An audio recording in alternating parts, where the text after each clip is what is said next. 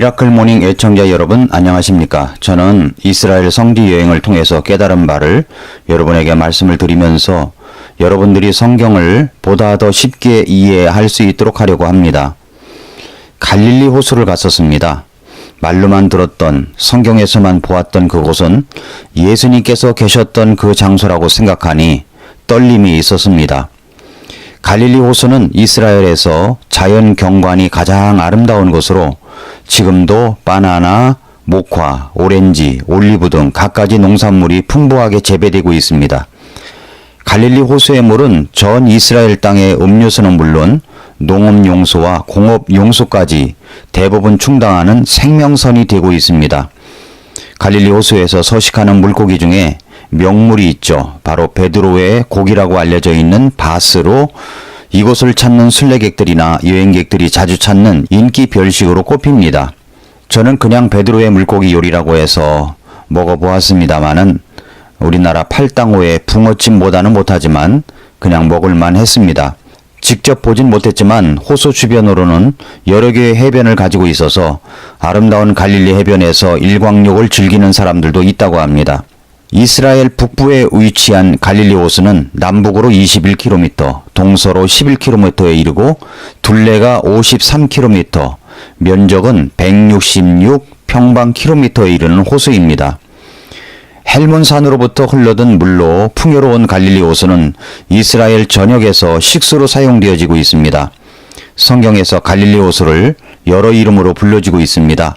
갈릴리 바다, 디베리아 바다, 게네사렛 호수, 겟네렛 바다, 긴네롯 등으로 불리고 있는데 모두 같은 곳을 가리키는 단어들입니다. 갈릴리 호수의 모습만 보면 이런 곳에서 어떻게 배가 요동칠 정도의 풍랑이 있을 수 있을까 하는 생각이 들기도 합니다. 그러나 사실 갈릴리 호수는 풍랑이 일기 쉬운 지형으로 실제로 배가 뒤집힐 정도의 거센 바람과 파도가 치는 모습을 곧잘 볼 수 있다고 합니다. 성경에서 예수님은 풍랑이 는 갈릴리 호수 위를 걸으셨고 바람과 파도를 꾸짖어 호수를 잠잠케 하시기도 하셨습니다. 마태복음, 마가복음, 누가복음에 다루고 있는 갈릴리 호수와 연관된 사건을 보면 예수님께서 바람과 바다를 잔잔하게 하신 사건이 나옵니다. 마가복음 4장 35절 이하를 보면 예수님께서 갈릴리 바다에서 우리가 저편으로 건너가자 하고 하십니다. 그래서 제자들은 배 안에 예수님을 모시고 떠납니다. 다른 작은 배들도 함께 했습니다. 그런데 이게 웬일입니까? 잔잔하던 갈릴리 호수에 바람이 불고 파도가 치더니 배에 물이 들어와 가득하게 되었습니다. 그런데 예수님께서는 그 상황에 배 뒤쪽에서 베개를 베고 주무시고 계셨습니다. 제자들은 너무나 두려워서 예수님을 깨웁니다. 선생님이여, 우리가 죽는 것을 돌아보지 아니하시나이까? 그러자 예수님께서 일어나셔서 바람을 꾸짖으십니다. 그리고 바다를 향하여 말하기를 잠잠하라, 고요하라 라고 말씀하시니까 언제 그랬냐는 듯이 바람이 그치고 바다도 고요하게 되었습니다. 그러면서 예수님께서 이렇게 말씀하십니다. 마가복음 4장 40절부터 41절에 보면 그분께서 그들에게 이르시되 너희가 어찌하여 이렇게 두려워하느냐? 어찌 너희가 믿음이 없느냐? 하시니 그들이 심히 두려워하며 서로 이르되 이분이 어떤 분이시기에 심지어 바람과 바다도 그분께 순종하는가 하더라 라고 했습니다. 여기 제자들이 갖고 있었던 두려움이라는 것은 정말 무서운 것입니다. 두려움의 대상보다는 두려움이라는 감정이 더 무섭게 느껴질 때가 많습니다. 사람은 누구나 두려워하는 것이 있습니다. 한두 가지 정도는 다 갖고 있지 않나요? 두려움을 직면할 수 있는 방법은 그 두려움이 어디에서 왔는가를 분명히 알아야 합니다. 우리의 인생 속에서 종종 다가오는 두려움은 어떤 두려움이 있습니까? 6가지가 있습니다. 가난에 대한 두려움, 늙어간다는 것에 대한 두려움, 그래서 내가 안 늙어간다는 것을 보여주려고 나이에 맞지 않은 과시와 허영과 탈선이 일어납니다. 셋째는 건강 상실에 대한 두려움입니다. 건강을 잃는다는 것은 인생 그 자체를 송두리째 앗아갈 수 있는 것이기 때문에 늘 조심해야 합니다.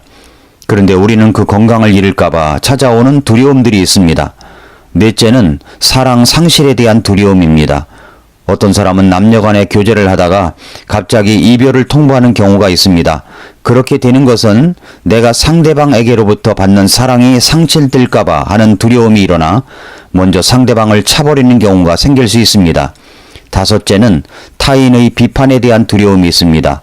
누가 나를 왜 비방하고 비판하는지 알 수 없고 진원지가 어디인지 불분명한 나를 향한 타인의 비판에 생기는 두려움입니다. 여섯째, 죽음에 대한 두려움입니다. 이 두려움이야말로 두려움의 킹이라고 할 수 있습니다. 그러나 적의 정체를 알면 이미 반은 무찌른 셈입니다. 예수님의 제자들이 예수님과 함께 있으면서도 두려움을 가지고 있었습니다. 오늘을 살고 있는 우리들은 정말 대표적으로 이런 6가지 두려움으로 인하여 삶이 고달플 때가 있습니다. 내가 왜 이러는지 알고 보면 두려움 때문일 때가 많습니다. 현대인들은 익명의 공포, 미지의 공포, 대상도 알 수 없는 공포로 인하여 오늘도 불안 속에서 살아가고 있습니다. 우리는 어떻게 이런 두려움을 극복할 수가 있을까요? 예수님의 제자들은 이 두려움을 어떻게 극복하였습니까? 첫째로 우리가 예수님과 함께 길을 갈지라도 엄청난 파도는 올 수 있다는 것을 받아들여야 합니다. 오늘 본문에서 제자들은 예수님이 저 건너편으로 가자고 해서 가는 중이었습니다. 바로 그날 저녁이 되매 그분께서 그들에게 이르시되 우리가 저편으로 건너가자 하시니라. 제자들이 가자고 한 것이 아닙니다. 예수님께서 가자고 하셨습니다. 우리가 저편으로 건너가자.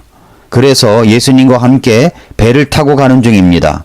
그런데 이게 웬일입니까? 가는 중에 엄청난 파고가 넘실대며 그 작은 배들을 뒤집을 듯 넘실댑니다. 얼마나 파도가 크든지 배 안까지 물이 가득하게 되었습니다. 제자들은 이제 죽는구나 라고 생각할 정도였습니다.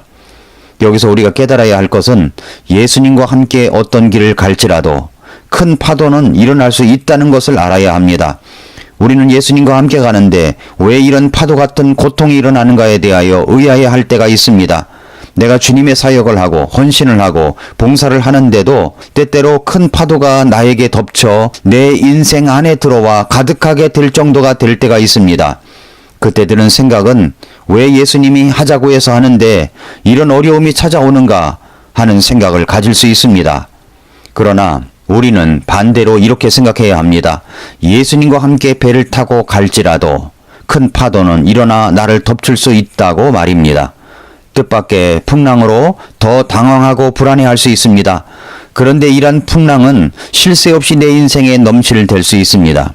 아니, 파도가 나에게 부딪혀 방파제 치듯 나를 칠 수도 있습니다. 우리 주님께서 여기에서 가르쳐 주시는 것이 무엇입니까? 나하고 한 배를 탔다고 할지라도 큰 풍랑과 파도는 일어날 수 있고 덮칠 수 있다는 것을 가르쳐 주시는 것입니다. 둘째로, 그래서 우리가 큰 폭풍이 일어 바다 건너편에 도착하기 위해서는 예수님께 대한 믿음이 있어야 한다는 것입니다. 오늘 본문 마가복음 4장 37절 38절에서 예수님은 큰 폭풍 속에서도 주무시고 계셨습니다. 그러나 제자들은 얼마나 다급했던지 주무시는 예수님을 깨워서 이렇게 말합니다. 선생님이여, 우리가 죽는 것을 돌아보지 아니하시나이까? 이 말이 무슨 말입니까? 왜 잠만 주무시고 계시냐는 말입니다. 우리는 죽겠는데 예수님은 한가하게 주무시고 있습니다. 그러자 예수님이 일어나시더니 바람을 꾸짖으시며 이렇게 말씀하십니다. 잠잠하라, 고요하라. 옛날 아이들이 울고 보챌 때 부모님들이 하는 말이 있습니다. 울음 뚝. 예수님이 바람을 향해 말씀하신 말씀이 바로 이 말씀입니다. 바람 뚝. 그랬더니 그렇게 무섭게 파도가 치던 그 물결이 잔잔하게 되었습니다. 고요합니다.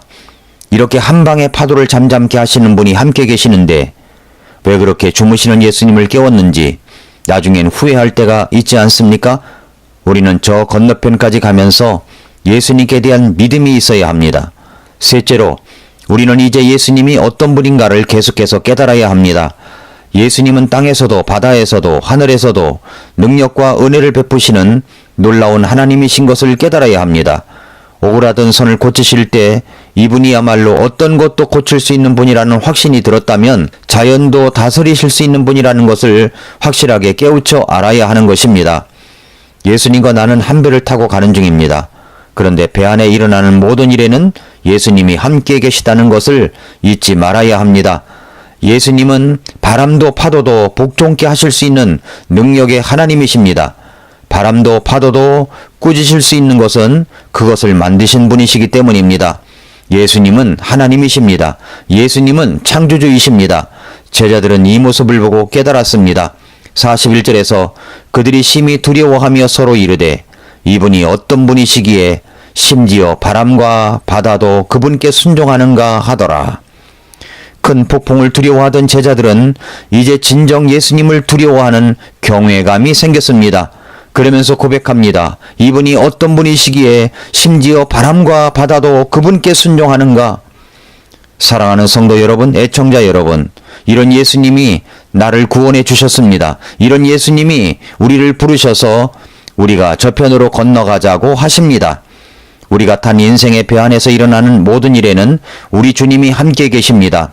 그 예수님이 함께 계시다는 사실을 굳게 믿고 의지하십시오. 예수님은 자연도 다스리실 수 있는 분이십니다. 그분이 세상을 창조하셨기 때문입니다.